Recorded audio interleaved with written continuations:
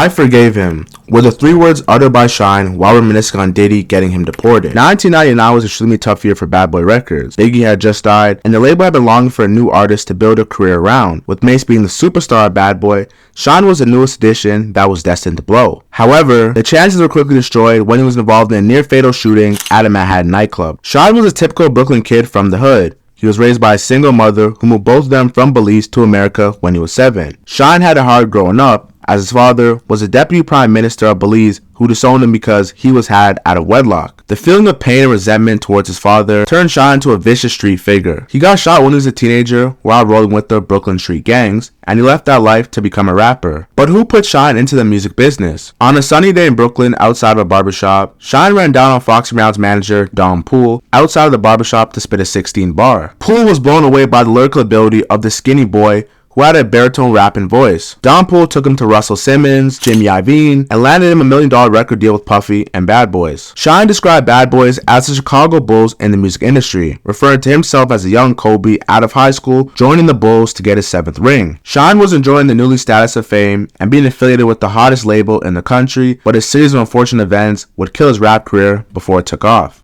On December 27, 1999, Shine, Diddy, and his then-girlfriend Jennifer Lopez were attending Club New York in Midtown Manhattan when a verbal altercation between Diddy and another clubgoer broke out, actually knocked their cup of alcohol out of their hand. Fighting words were exchanged, and according to Shine, one of the men put out a gun threatening him and Diddy, and Shine put out his gun shooting him in the shoulder in self-defense. Gunfire erupted and 3 clubgoers were wounded. After firing shots, Shine fled the scene with Puffy and J-Lo in a black Lincoln Navigator, which was later pulled over by the NYPD with a loaded pistol found under the seat. They hid the gun, but when the police pulled them over, they found that the gun was registered to Bad Boy, and with Puffy being the star mogul, he was put in a tough position, with the prosecutors alleging he brought the gun into the club and he encouraged Shine to harm other people. Shine, recounting the incident, explained he knew the group of clubgoers from Brooklyn, and they were extremely seriously thorough street dudes, and the situation could have gotten ugly quick. Identifying one of them as Matthew Scar Allen, I was in fear for my life because Scar, who was the instigator, I knew him from Brooklyn, and I didn't really have a problem with him.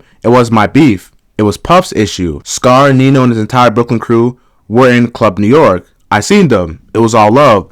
But when they started arguing with Puff, I knew what these Brooklyn guys were capable of. And I seen somebody reach for a gun, and I reached for my weapon, and I defended my friends and myself. Shine recalled this incident as a life or death moment, famously saying he'd rather be judged by 12 than carried by 6. However, the outcomes of his heroic actions wouldn't lead towards his favor. In 2001, Shine and Diddy were set to go to trial, with Shine being charged with attempted murder, assault, reckless endangerment, potentially facing 25 years, and Puff was facing gun and bribery charges for allegedly bribing their driver, Wardell Fenderson, to claim the gun in their Lincoln Navigator belonged to him. Puff and Shine were tried separately in 2001, with Puffy forming an NBA Dream Team of defense attorneys led by Johnny Cochran. I'm sure this name rings a bell, of course, because Johnny Cochran is the star defense attorney that got O.J. Simpson acquitted from a double homicide in 1994. After 6 weeks of testimonies in a courtroom packed with reporters, the 12-person jury pool deliberated for 3 days and returned with a not guilty verdict on all charges for Diddy. Shine, on the other hand, would have a different outcome. Shine would go to trial for gun possession, attempted murder, reckless endangerment, and assault,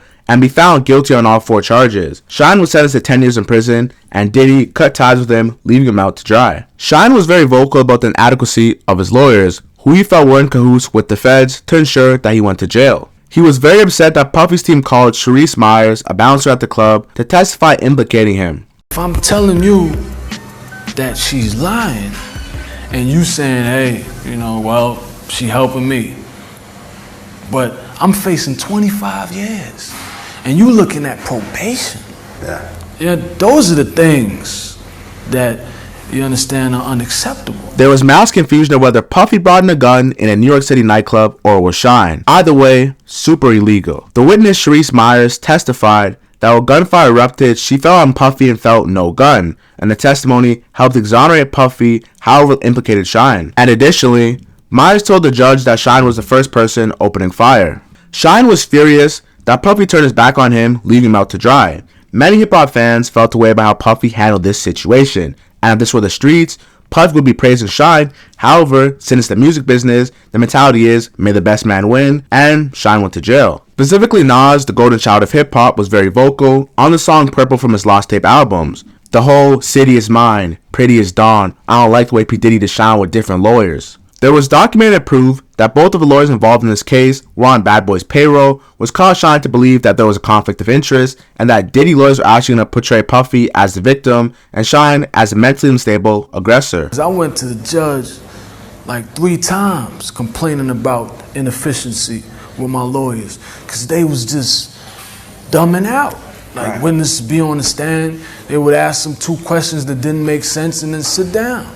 It's obvious that they were selling me, you understand, in order to appease him. You know, there was a dual loyalty there. While in prison, Shine became a very spiritual person and slowly renounced his Brooklyn gangsters mentality that kept him alive when he was in the streets of Brooklyn. Like many criminals who go to jail, they obtain discipline and structure in the form of spiritual awakening. In most cases, individuals convert to the Nation of Islam or Christianity as a symbolic break from their life of previous crime. Shine, however, made an unforeseeable decision and converted to Judaism and essentially became an unorthodox Jew in 2006. Shine grew inspiration from the biblical leader Moses, who had a high level of morals and values with the highest levels of principles, leading the children of Israel against their fight with Pharaoh and the Egyptians. After reading the book of Moses, prison molded Shine into a leader, and shortly after, he would change his ways. In 2009, Shine was released from Clinton Correctional Facility in upstate New York and was deported to his home country of Belize.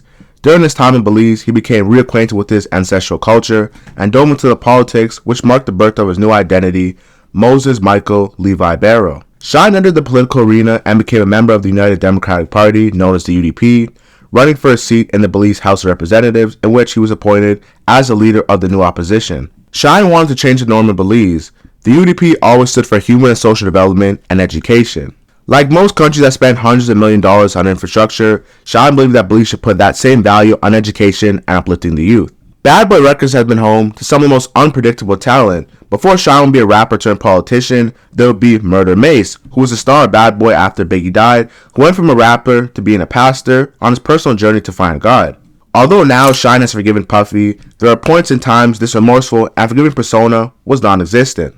Shine has since then acknowledged that Puffy didn't really mean to harm him, and it was his lawyers that convinced him to make him look guilty to guarantee an acquittal for Diddy. Diddy was the breadwinner and the CEO of Badboy, and rule number 1 in any business, protect the breadwinner. I don't really blame that on him now as much as I did then. I blame more on the lawyers. They were advising him because his lawyers were there to secure a not guilty verdict by any means. He's a $100 million corporation, and they looked at me as the enemy. This is 20-something years ago. Puff is still young relatively, so he's much younger then, and it's a lot of pressure. He's about to lose everything. I'm about to lose everything. I'm from that though. Diddy's a musician, but he wasn't from that. I forgave him. It was traumatic. I would forgive him, and then you might hear me a few months later going in on him. That was over a decade ago, and I was in a different space then. Shine has had one of the greatest positive transformations ever in the music industry. Went from a young Brooklyn teenage kid running around with street gangs to landing a record deal with the hottest East Coast label and arguably in the country, then to a jail cell after one necessary decision cost him 10 years of his life. Shine would do right by himself and finally be allowed to travel to the USA in August of 2021. His first time ever in over a decade after being deported because he's an elected official of Belize. From the gritty streets of New York City to the corridors of power in Belize, Shine's journey is a testament to positive transformations and rising above the shadows of a hectic club shooting and tumultuous times with Puffy. He emerged not as a convict but as a catalyst for change. Shine once was a figure of controversy and is now the voice of change and a respected leader in the opposition party of Belize. Proving life after prison isn't just a redemption story, it's a powerful narrative of resilience and reinvention.